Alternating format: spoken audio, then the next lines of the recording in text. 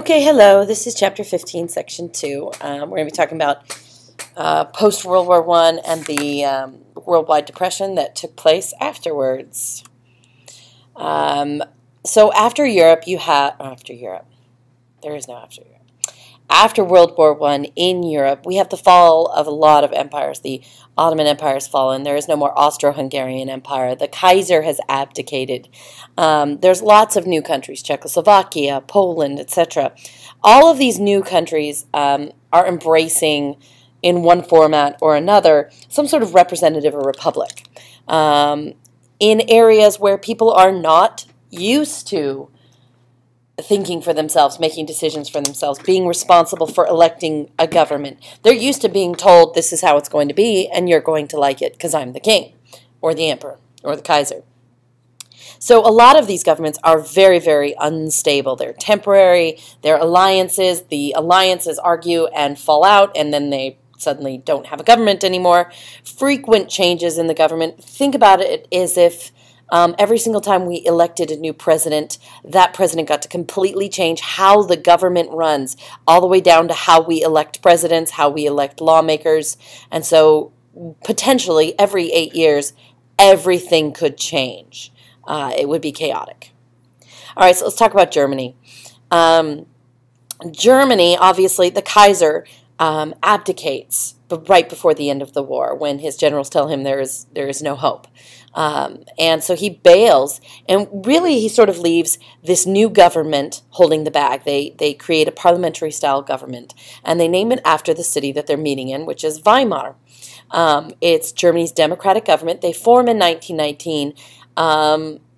There's not a lot of confidence in them, and they have a lot of serious weaknesses. The first one being that most people are really upset with them and feel that the Weimar Republic has destroyed Germany because their first official act was to sign the Treaty of Versailles, which, I mean, when you look at it, what was their option? Keep fighting World War I? Now the United States is involved?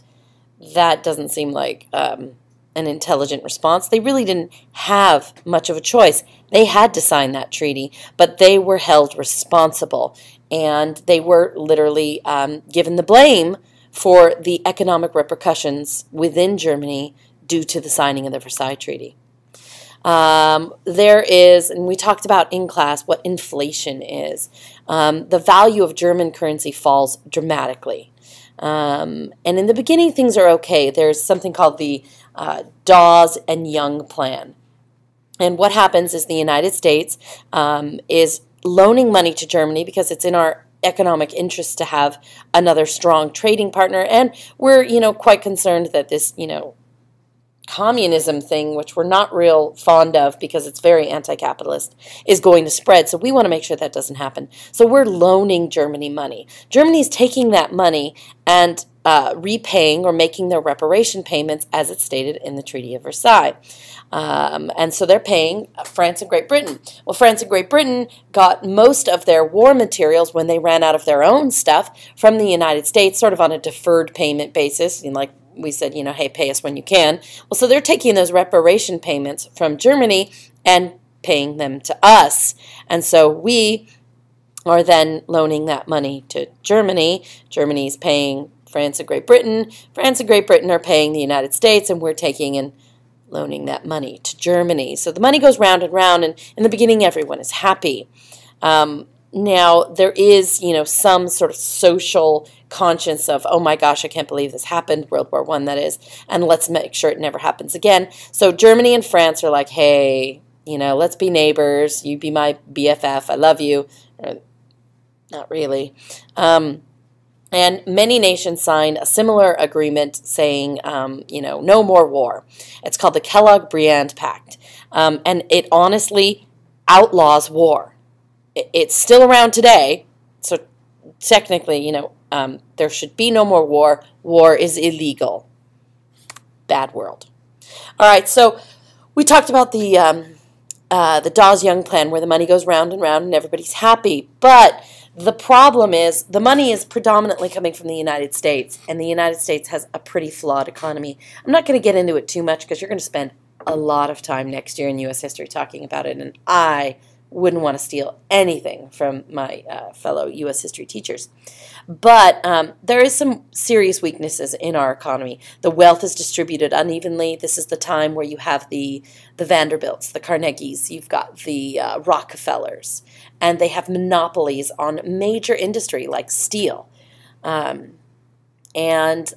you have this very small percentage of rich people, and most people are quite poor. In fact, most people are too poor to buy the things that they need.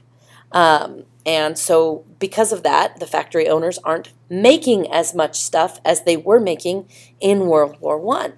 And so they cut back on production and they lay off workers, which means you have more people with less money to buy stuff. So the factory owners cut back on production and lay off more workers, which means now you have more people with less money to buy stuff. And as you can see, it's sort of an evil circle. And then the farmers who were producing at a World War I level, where we were selling lots of our grain to and giving it to France and Great Britain, they're still producing at that level. They haven't cut back. And because of that, they're actually making more food growing more food than people can afford to buy, which drives the price down, which gets to the point where they're not making enough money to repay the loans on the land, or basically pay their mortgage on their land, and they're losing their farms. And this is when you have lots of those farmers throwing everything up in the car and heading out to California. You've read of Mice and Men, and there it is. That kid looks like my kid.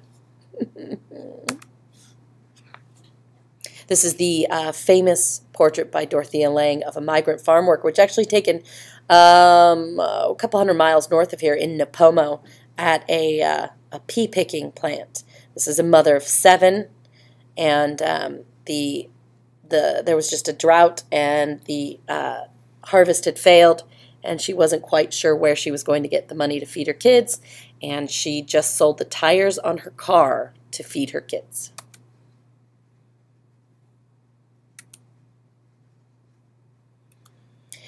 All right, the stock market crashes. The stock prices soar as many people start buying stocks, which they can't afford, on this newfangled awesomeness called credit, which, believe me, people, credit cards, don't even get involved in. So you're buying stock on credit. So like the idea is, the stock is $100, but they'll let you buy it for $10, and you are speculating that the stock market's going to go up, and that you are going to, sell your stock at a higher price, and you'll be able to sell it for enough money that you will make a profit and pay back that $90 that you should have paid when you purchased the stock. Now, what happens, though, if the stock falls below $100 and they come knocking on your door and they want the rest of their money and you don't have it, which is exactly what happens. Investors begin selling stocks, lowers the prices, they come knocking for money, people don't have it, and on October 29th, 1929, the whole stock market collapses and the prices fall very, very low. These are the times when the stockbrokers were throwing themselves outside of windows, and etc. So the Great Depression, I'm sure you've heard of it, is the massive economic downturn of the 1930s. We had the Roaring 20s. Sometimes people refer to the 30s as the long hangover. Banks would fail. People lost their savings.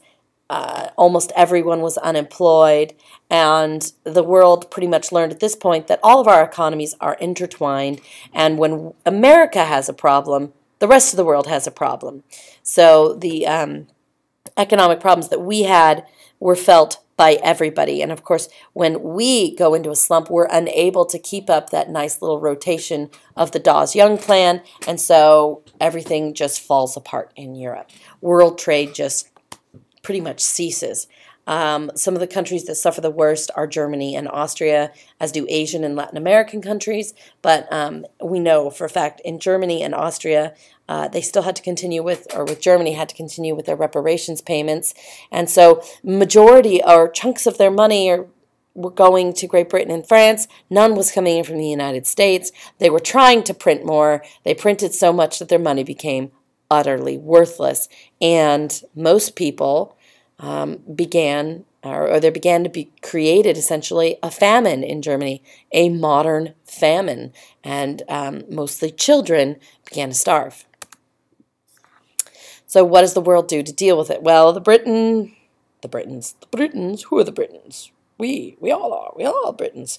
The British confront the crisis in the way that the British always do. They take steps to improve their economy. They elect a coalition government that avoids political extremes, because that is very not British. They don't go to any extremes. And they essentially elect a government that says to them, it's going to be tough. It's not going to be good. It's going to be a lot of austerity measures. But you just have to suck it up and deal with it. And in about 20 years, things will be fine. And the British say, okay. And that's essentially what happens. And that's how they avoid the, dictator trap. And France responds to the economic crisis. Well, the French haven't really imported much. They have a more self-sufficient economy. Perhaps it's because the French don't really like anything that isn't French. And perhaps it's just how it's worked out. They also preserve their democracy in spite of the economic troubles. And, maybe if you've ever been to France, they are insanely proud of their republic. I mean, look at all the heads they had to chop off to get it. So they are not going to do anything which would endanger that.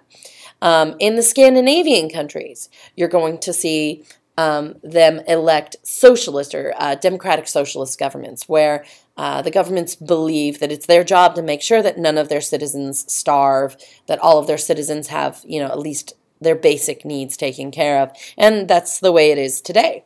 In the United States, we elect a new president. We toss out Herbert Hoover, who, though he did not cause the Great Depression, was blamed for the Great Depression because of his very conservative economic policies, didn't do anything to really help the United States or help Americans out during that time. So we elect FDR, Franklin Delano Roosevelt, who says it's time for a new deal, and he creates government reform, improves the economy, and starts spending like a madman.